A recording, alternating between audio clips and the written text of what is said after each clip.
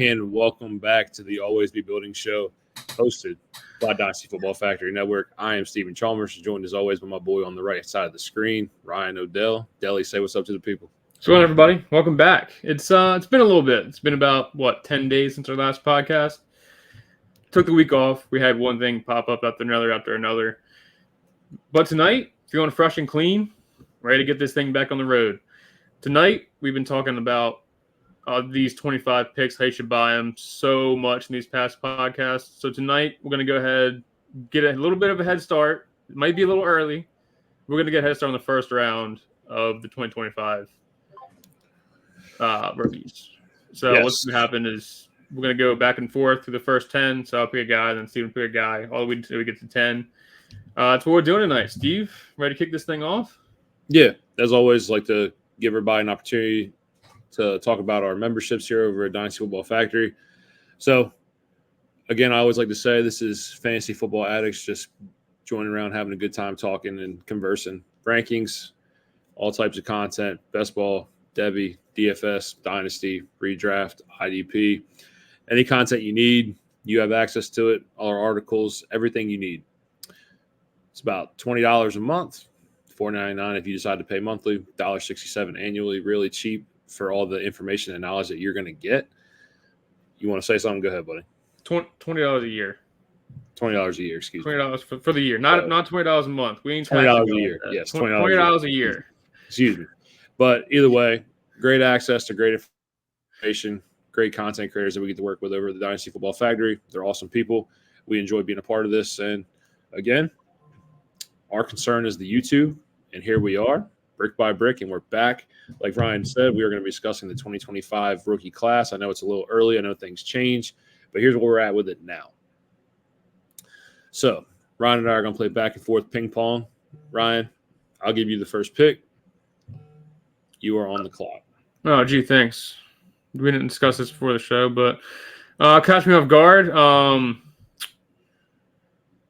Look, it's tough. I think we got a unicorn running back this year. I think we're in a spot where we're pretty not desperate as a community to get these elite running backs that are coming in this 25 class, but I feel comfortable taking Quinshon Judkins number one overall in this next class. And it's a little bold. I get it, but running back is very precious position right now. And when you look at Quinshon Judkins as a prospect, there's not a lot of flaws going for him. Dude's got elite vision at the line of scrimmage. And once he gets through the hole, dude's gone. Reading the blocks, the whole 9 yards. He's got strong burst. He's got juke, spin, whatever you want. He's everything you want in a running back. I think as far as size go, he fits pretty well as an NFL size and caliber guy. I think he's going to be a staple for an offense next year. And I'd love to see him in a great offense like Cowboys or the Chargers or one of these offenses where he could just go and explode. Landing spot, not even dependent with this guy. I think no matter where he goes, he's going to be a home run pick. Yeah, I will never disagree with any pick when it comes to Quinshon Judkins. Quinshon Judkins is a very premier special running back talent that we have in the college football game today. The profile just stands out. We're talking about over 2,500 rushing yards in 2 seasons going into year 3. We're talking about over 1,800 yards after contact. We're talking about an elite yards per carry number. We're talking about a lot of things here. The rare blend of size, speed, strength mixed in with vision. It's just one of those things where it just stands out to you as a home run pick. Quinshon Judkins has been our guy in Devy C2C for years now, and here we are. We now are finally getting a chance to discuss him. I know we're a year early, but we're 1 year closer to having Quinshon Judkins enter the NFL, and I'm excited. Yeah, and not to mention, he did his breakout year, his freshman year, obviously, 19 years old in the SEC, averaging 5.7 yards per carry. That's not something you see every day. That's looking at it. You have the greats that are doing it for sure that have been coming out, but Judkins is on par with a lot of these guys that have been coming out, like Ezekiel Elliott's and Jonathan Taylor's and all that when they were in their college days, breaking out as freshmen. Quinshon Judkins is the same thing. Yes, and the biggest part about it is I know the running back landscape changes, but Quinshon's been healthy. Knock on wood. I mean, should have a light workload with him and Travion on the same offense, but we'll see what they do in Ohio State this year. We don't know. You just run the ball 50 times a game. And this will be the best offensive line he's played behind. Not even close. Sure. Yeah. Ohio State brings in a plethora of talent for all different positions. Ohio offensive line is no different. Over there at Ole Miss, things could look spotty at times. But here we are. We're going to talk about a balanced backfield where we get to see him mix in with Travion Henderson. I'm not sure how the split's going to go for these two running backs. Right. But either way, every touch is going to be a quality touch. And I'm excited to see him play in Ohio State.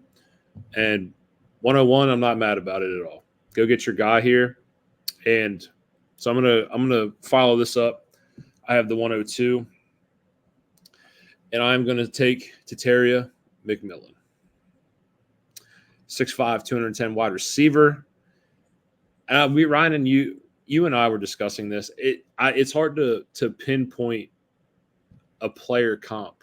I love to give player comps, right? But for this guy, you have a 6'5", 210 wide receiver with the short area burst quickness of a wide receiver like an Amon St. Brown. You have the body, the size of Mike Evans mixed with the body control, the catch radius of like a prime DeAndre Hopkins, George Pickens, these type of guys. It's a rare blend. The first name you'd like to throw up is like he's a unicorn type receiver because of the way he runs his routes. He comes in and out of his routes, the ability to sink his hips in and out of breaks, the ability to just beat you in many facets on the football field. It's unreal.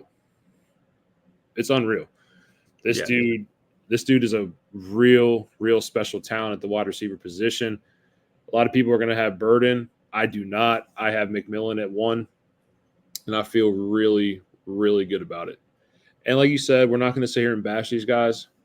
There's really only 2 things that really stand out to me on tape, his being his lack of top-end speed and the inability to separate consistently at all 3 levels. But again, I see him being able to work on those things. Well, not the speed, but the ability to separate. I can see him doing that, and he's going to be fine. Yeah, he's your prototypical X on the outside. Like, put him there and let him just cook all season. I said at the beginning of the show, we've yet to see it. You know what I mean? Like, he could be completely derailed this offseason, but I think we're looking at a guy here with the skill set to command targets 120, 130 and in a good offense. I mean, dude's an absolute dog. I'm not sure why he's playing at Arizona. He could be playing anywhere in the country. I'm not sure if he's a big party guy or what's going on, but he's got no business playing in Arizona. We can see him playing the SEC and still absolutely just ball out. Like you said, I mean, the only flaw he has is that, I mean, he doesn't have really much problem with press coverage, handles that pretty well, has never really had any problems with it, and always makes a big play on the ball, which is really important for these receivers. At least he's going to try to make a play for his quarterback and get the job done. And at 6'5", with that catch radius he has, chances are he's going to at least get the hand on a ball. Yeah, when people talk about press coverage, there's a lot of big receivers that tend to play a lot smaller than what they're initially measured to be, but that's not him. On top of the fact of how strong he is, because if you notice any ball that goes his way, he's coming down with the ball. He's going to make a play on the ball. That's how strong he is. Whether it be boxing a receiver out, whether it be going over or a DB, boxing a DB out, or whether it be going over the top of a DB, whether it be creating positioning to make a play on the outside hashes, the inside moves, things like that, it all stands out. But what I like to talk about too with him is his unique release package off the line of scrimmage. Even if he is playing a very physical DB in press man coverage, he's getting off the line of scrimmage no matter what. He's very crafty. And what's crazy is like I went back and like watched his tape at Arizona, and he has a pretty complete route tree for how big he is. And it's really good to see. And those are the things that you want to see. Yeah, for sure. McMillan, I mean, you can go either 1-1-2, 1-1-1-2, depending on what your need is, obviously. But I put those 2 guys in the same realm. If you're taking either one of the one spot, we're good here. Yep. Now, where I think, at least for some people, this can kind of split depending on where you're at with it. But for me, my 3 is no doubt Luther Burden out of Missouri. 5'11", 210. So he might be a little bit under what you want height-wise for a receiver. But for me, all he does makes up for it. I mean, we're talking like – I hate comparisons. Steven's a big comparison guy. I don't love him. But we're looking like an AJ Brown type of player in Luther Burden. I mean, a guy that you can get the ball in his hands, hit him in stride, and he's going to do some damage down the field, no question. He's got some pretty good feet. But he's not only good at mid to low range, he's also a great ball tracker down the field. If you get him deep balls, chances are he's gonna go and find it. I love Luther Burden. I think he's probably my one. I think he profiles really well, but Tet and Burden are so close. It's sad. I mean, I think consensus going in when they were coming out of this class, when they were running in high school, it was Burden and it was Stewart. And we've seen this rise of Tet, and I don't hate that. But for me, it's so close, but I still kind of have Burden as my one for now. And this season can change everything. But what Luther has done in Missouri with not much quarterback play, I mean, 15 touchdowns, 1,500 yards, almost 1,600 yards in 2 seasons is what you want to see. I'm smashing Burden at the 1-3. Yeah, love Luther Burden. Absolutely love him. When you say AJ Brown, I see a more athletic Debo. I love his alignment versatility. I mean, go hand in hand. You're talking about big physical receivers that are going to make a play on the ball no matter what. I love the alignment versatility. I mean, you see him line out wide. You've seen him line up in the slot where he does do most of his damage from. It is the slot. Yeah. And you see him in the backfield. Missouri understands what they have. And Missouri understands that to win games, they're going to have to get the ball in Luther Burden's hands as much as possible. I love the fact that these players exist because they're unicorn-type players where they're going to make a difference no matter where they are on the field. So with Luther, I will notice that I will say the only thing that in my comparison to Tet, I will say his route tree is more limited when it comes to a total overall route tree to Tet's. That's the one thing that gets me. I will say I do think Luther creates separation at a better rate than Tet, so they're tit for tat in those aspects. Right. You're talking about Luther in aspects to AJ Brown, but is he going to dominate most of his snaps out of the slot? How are they going to play him in the NFL? Things like that. Sure. That's the only 2 question marks for me. But I do believe that he's an impact receiver from day one. Yeah, and I'm excited about Luther Burden. We've seen guys that are 5'11" play on the outside plenty of times. Sure. I think you can get the job done. I got no problem with him. I don't have a lot of bad things to say about Brown. I think your points are solid and the flaws he does have, but there's not a whole lot for me to complain about in Luther, if I'm 100% honest with you. So my next player, I do have to remember that I am playing Superflex. So understand that when it comes to this, I'm going to take Shedeur Sanders here. So with that being said, the way the game is translated today, the pocket passing QB is kind of like a dead transition, a dead mold. So when you look at Shedeur, what does he do well? He doesn't turn the ball over. He has a hell of an arm. He's one of the best medium to deep passers in the college game. Absolutely. And he stands strong in the pocket no matter what. Eyes are always downfield, willing to make a play and deliver a football in a tough situation. And if the situation doesn't look good, he's taking it off with his legs and he's making something great happen. I know overall Colorado had great success last year earlier in the season, and then last year towards the mid-half it fell off. But with how many QBs or with how many teams in the NFL are QB needy, I mean, we can go down the list. There's a lot of QB needy teams in the NFL. I do believe that a team is going to reach on a Shedeur Sanders. And we understand that he has, Hall of Fame lineage. I'm not saying, obviously, Dion and him are playing completely different, positions. But I do like the fact that like where Shedeur could go. And I do like the fact that Shedeur is a very intriguing prospect that makes sense in today's game. Yeah, I don't have a lot of problems with Shedeur. I think he does have a lot to prove. That being said, I mean, last year he played behind one of the worst offensive lines in college football, straight up. And he still managed to complete almost 70% of his passes and only throw 3 interceptions. So all that being said, And it's not like, well, here's what I preface. Even when he was at Jacksonville or Jackson State, excuse me. He was the same way. Didn't turn over the ball a lot there either. Does the same thing, comes in Crowder the same way. He's a safe quarterback. Takes care of the ball, which is what you want in the offense. But I mean, you kind of referenced his ability to escape and do things with his legs, but there's some things, and you look at some of the nasty side of tapes where he starts to panic and he ends up losing yards with his legs opposed to gaining some. He had 11 registered carries on the season for negative 77 yards. So that's gotta do a lot better. It's one thing I like to see an improvement in Shedeur is when he gets outside the pocket, maybe turn the other way instead of trying to elude and end yourself up 10, 15 yards down the field it's tough. It's not something you want to see. No. But like I said, that does come a lot with the offensive line being bad. Put a guy under pressure. He's trying to make a play on the ball.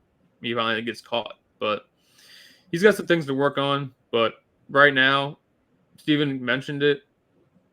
You may think that Sanders might not be a first-round guy, but come next year when it's time to draft, these guys always rise up boards. Always. Because you know who'll land in the offense, maybe with Brock Bowers and in last year of Devontae Adams in Oakland or Las Vegas, excuse me. And I mean, there's plenty of teams that need a quarterback, and Shedeur is going to end up being a top 15 pick more than likely. We're going to start going around for these quarterbacks. But to be honest with you, I'm not 100% sold on either of these quarterbacks this year. I know that I've been kind of pumping them up in this round, but it's only because it's super flex. You can't leave quarterbacks out. So that's going to leave you at the 1-5, buddy. 1-5. Going back to the running back. Going Ollie Gordon out of Oklahoma State. Jesus Lord. Stuck on Oakland still. Ollie Gordon, 6'2", 216. True NFL workhorse back. I think this guy is going to end up being a quarterback and coach's best friend when he gets to the league. I mean, he's an elite. I shouldn't say elite, but he's a great pass blocker when asked to do the job. He's willing to sacrifice his body for his quarterback. That's really important. I mean, you saw even last year with Kyron Williams, who wasn't really the most highly touted prospect, who can protect the quarterback and got all those snaps last year, was on the field for almost every play at the running back position last year because he has the ability to stay on the field and block for the quarterback. Ollie Gordon, for me, is better than Kyron Williams as a runner. I mean, you're talking about a guy last year, rushed for over 20 touchdowns, 21 touchdowns, had 1,700 rushing yards. That's absolutely insane. He is the Oklahoma State offense. And for me, another one of these guys, I'm just excited to see him in an NFL offense and let that man cook. Another guy that can step on the field day one and be an impactful player on your fantasy roster. Yeah, the best part about Ollie Gordon was he only had 19 touches in the first 3 games. And then every game after that, he averaged 150 yards or more. Yeah, it's Ollie Gordon is a true breakout running back. He's an absolute stud on the field. We do know that he just got a little bit of legal issues, so we'll see how that plays out going into the college football season. That has to be discussed. So, but overall, Ollie Gordon, hell of a player, hell of a running back, and I really do like the profile when it comes to Ollie Gordon. Very intrigued to see where he lands when it comes to the running back landscape. I do believe these are high day 2 picks here for the running backs. I don't know who's going to be a first round running back, maybe if not any, but all of these are going to be high day 2 picks. So that leaves me 1-6. 1-6. What do you want to recap for those who just joined in? First 5. Yeah, first 5. So first 5, I took Jukins 1. Steven had Ted McMillan at 2. 3 was, oh my God, Luther Burden. I took Luther Burden 3. Steve just took Shedeur at 4, and I finished with Ollie Gordon at 5. So if you guys have just joined in, you want to run that back and have us cover that, be our guest. You'll catch up later. We got 5 more to knock out. Yeah, so my 1-6, pretty easy pick for me. That's Mr. Ashton Genie. So solid pick. I bounce back and forth with Ollie at 2, Ashton Genie at 2, 3, vice versa. I really believe this is a special running back who doesn't get enough coverage, obviously because he plays at Boise State.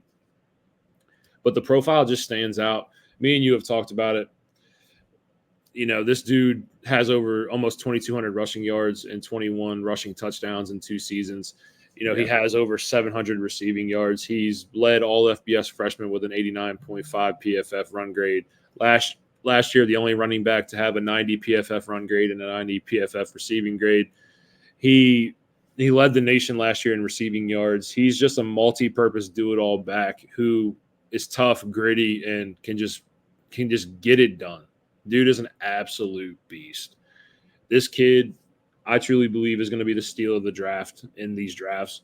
Yeah. And I'm buying Ashton Genie wherever I can. Yeah, it's a great pick. I mean, these 3 guys come season, these 3 guys could be a whole lot closer than what they are. Genie is like your typical receiving back, right? These guys that come into your roster and offer both rushing and receiving, we love to see that. Like a Jahmyr Gibbs type guy. Although he may not profile the same as Gibbs, but he's the same type of player that you're going to get out of him. I'm excited to see what Genie can do this year. I like to see him continue on, maybe catch a little bit more passes, if I'm being honest. 43 is pretty solid, but I'm trying to see more. I want more, especially at 5'9", 210. You need both sides to be strong. I think the route tree for him, although he's solid with his hands, could use a little bit of work. So I'd like to see some work out of that. But Genie, man, he's going to be a hell of a guy. He's your next Jahmyr Gibbs-esque player. Yeah, like with Gibbs is probably the better pure natural athlete, right? But sure. What people don't talk about with Genie is how he excels in pass protection. And me and you always talk about this. If you can't keep your QB upright, you're not going to be on the field. Yeah. And he excels in these moments. I see, honestly, like people forget how good he was when he first came into the league, but I see prime Kareem Hunt. I see that type of running back. Too. And Kareem Hunt, when he came into the league and broke out in Kansas City, was one of the best running backs at that time. And then, we're not even going to get into his story here, but that's who I see is prime Kareem Hunt. And he may be more athletic than Kareem Hunt. They're both really good. So. All right. Let you go ahead. Who you got at the 1-7? 1-7. Look, this is a cop-out play here, but between the 3 guys I have left on this board, I don't mind any of them position players. So I want to go back to the Superflex thing. I'm going Carson Beck at 1-7 here out of Georgia, 6'4", 220, big quarterback. And I'll highlight a negative before I even talk about the positives. He broke out in his redshirt junior year. I'm not going to turn a blind eye to that. I'm aware that he's going to be coming into the league at 23 years old. Not great. That being said, once he got this job, he played really well. I mean, 72% completion percentage. That's amazing. Given I know it kind of makes him easy at Georgia, but even with that, he's comfortable in the pocket. He can get the job done. He has a great job of sensing pressure and eluding and still making a play on the ball. That's things that we don't see out of Sanders, although Sanders shines in other areas that Beck doesn't. I think that's what you look for in an NFL quarterback, the ability to be in the pocket, and if you need to elude, still be able to make a play. That and despite his, not lack of talent there, because he's got all of the ghosts, but his ability to go through his reads is pretty impressive. I get that he's a little bit older and it's maybe had plenty of time to capture this down, but another huge thing when it comes to NFL is to get through your reads quickly. And he 100% showed that last year at Georgia. We'll see what he does this year. This is his redshirt senior year. So it'll be his 5th year. I think he's going to dominate this year and maybe push himself for a Heisman. But like I said, there's tons of other guys in this that can win it as well. But I'm looking for Carson Beck to have a pretty big season, and he's going to move up boards in next year's class as well. I like Carson Beck. And we've reiterated that this class isn't built around quarterbacks. Right. this isn't a stout standout QB class like we all like QB classes of the past. Right. Fine. But when you're talking about superflex, you're talking about how important the quarterback position is. And between these two, between Shador and Carson Beck is your prototypical guy. You know, again, we talked about doesn't turn the ball over, strong pocket presence, NFL caliber arm, doesn't make mistakes, goes through his reads. Like these are traits that you want to see.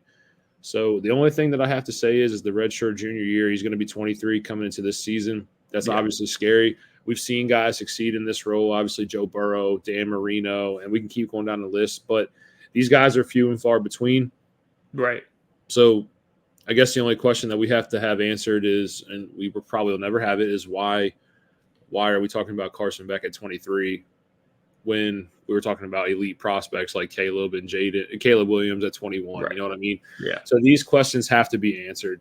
But other than that, I like Beck. I think he's a fine pick at 1.7. I really do. If you're looking for QB help. More of a cop-out from me. But go ahead. Let's hear 1.8 so I can wrap it up with 1.9 because I don't care. That's fine. I love all these guys. You give me a chance to talk about a guy that we own in our C2C league as well, Mr. Evan Stewart, formerly out of Texas A&M, but now out of Oregon. 6 foot, 175. One of the very quick and just natural separators. He can win on all three levels of the field. He's a very, very talented wide receiver. The biggest thing for me is I love how he plays a lot bigger than his listed size. He's not afraid of the contested catch situation. He doesn't thrive in them, but he's not afraid of the moment. I really do like Evan Stewart. But when it comes to him, he's got an elite level area burst, quickness, long speed, and you mix that in with his ability to be a quick and just overall great separator. He's like a more athletic Jordan Addison. That's who he is. That's good. Yeah, I like that. He's a more athletic Jordan Addison. I'm not going to put him on the same level of Devontae because we're talking about Devontae in Alabama winning a Heisman. But that's who he reminds me of. He's that mold of receiver. He's always going to be open. He's always going to beat a defender one-on-one, whether it be man or zone coverage. He knows how to win. He's just a natural playmaker. And what I love about it is when the ball's in his hands, he actually did more work after the catch than I ever really truly realized for him.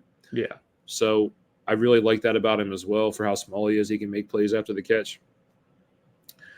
Only thing, man, like I said, when it comes to contact, can he play through it? I don't know. He doesn't really do that very well.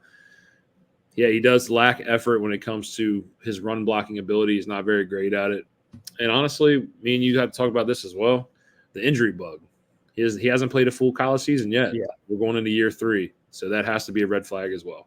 Yeah, keeps getting bit. I mean, we know the talent's there. He was 5-star guy. But in 2 seasons, I mean, he hasn't even hit 1,200 yards. I just hope that he can catch his stride this year, play a full season, and get the respect that he deserves. I think he's a great receiver. I don't know if you touched on it because I had to do something on my phone, but dude's spiritual awareness is absolutely incredible. He's a beast, man. Get it? Like 175 is really light for a receiver, but for what he's got going for him, man, I don't think it's going to be too much of an issue when it comes to the league. That being said, 1.9, I was going to let you take whichever receiver you wanted. I was going to take the other. 1.9, I got Emeka Egbuka out of Ohio State, which is, to me, wide receiver U. I mean, Egbuka, as good as he is, in 3 seasons, only has 1,800 yards. I mean, playing with guys like JSN, Garrett Wilson, I mean, get on the line, all these guys. Yeah, he still stands out as a great receiver. I think he probably could have came out this year, no problem. He stayed. Travion stayed. They got a mission. They got a thing to prove here, and that they can go beat Michigan and go win their glory. It's a great time to do it there. Harbaugh just went to the Chargers, so these guys are going back with a purpose. Egbuka, someone I'm excited about. Like I said, I wish I would have brought in more concerns on these guys. I told Steve at the top of the show we're going to only talk about the positives. So I guess that's just what I'm going to do. I don't have a lot of negatives to this guy. He's a great route runner, which is a huge thing for me when I'm evaluating receivers, is if you can hit all these routes in his route tree. Egbuka does exactly that. Deep overs, dig routes, shallow crosses, whatever you need him to do, comebacks. I mean, he's got it in his bag. Egbuka coming off that's wide receiver 4, and you're still going to get a guy that's going to be great on your roster. Yeah, the only problem I have with Egbuka is I do believe he would have came out this year if he didn't get injured in 2023. I know they were on the fence about it. So, and I still believe that he was a first-round talent at the wide receiver position. No questions about that.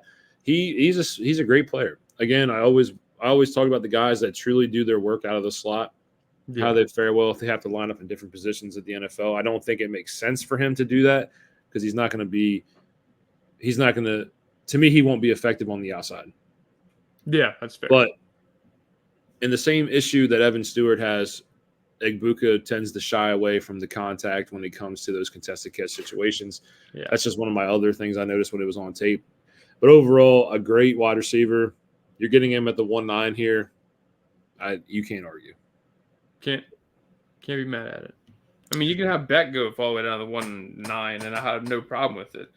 And take Evan Stewart and Egbuka over Beck, depending on whether you're QB needy or not. But it's tough in these super flex leagues.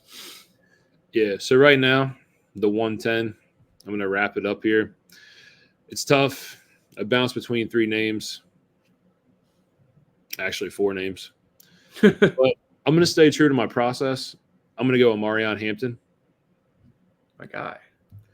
So, reason being that there was a lot of red flags that we discussed with Travion.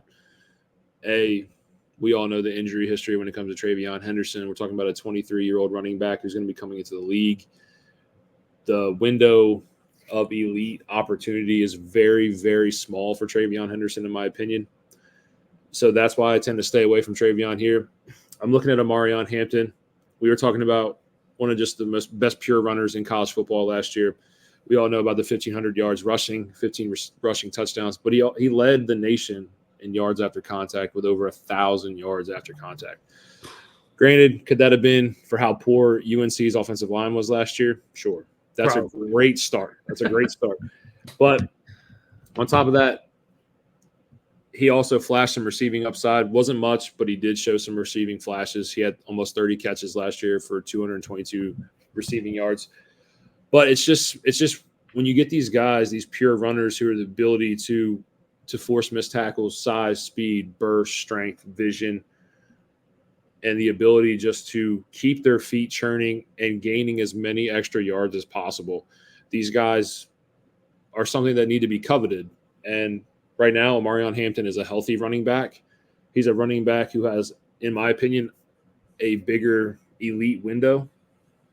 And that's why I'm going to go with him at the 110. Yeah, I can't shake it. He's a guy that I've come to love recently.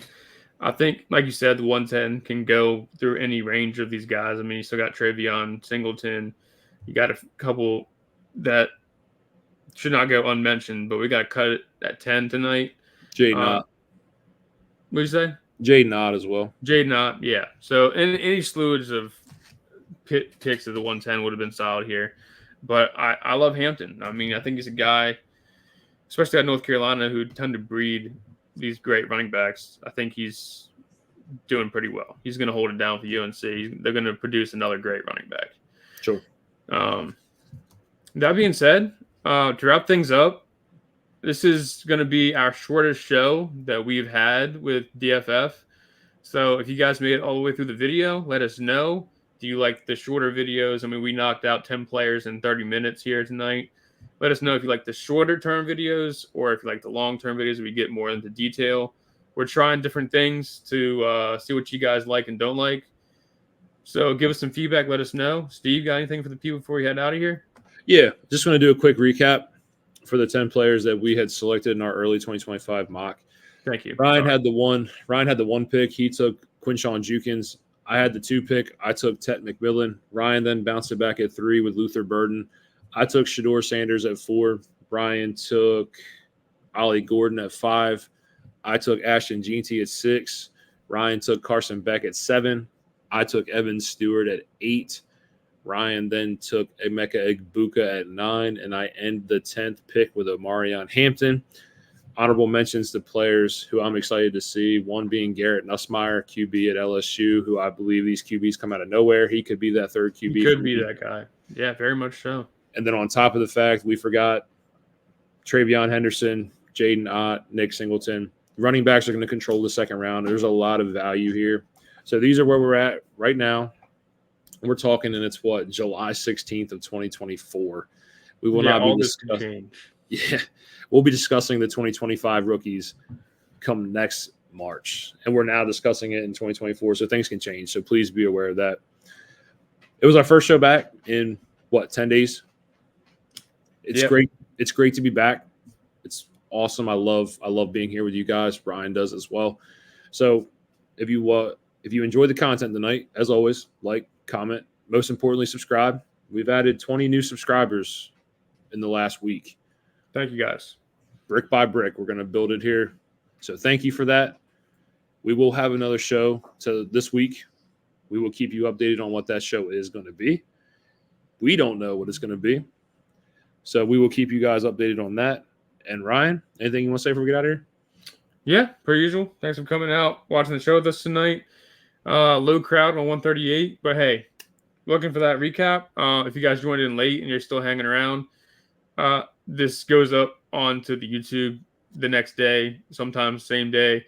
So keep an eye out for that if you missed anything tonight. That being said, we're out. We are out.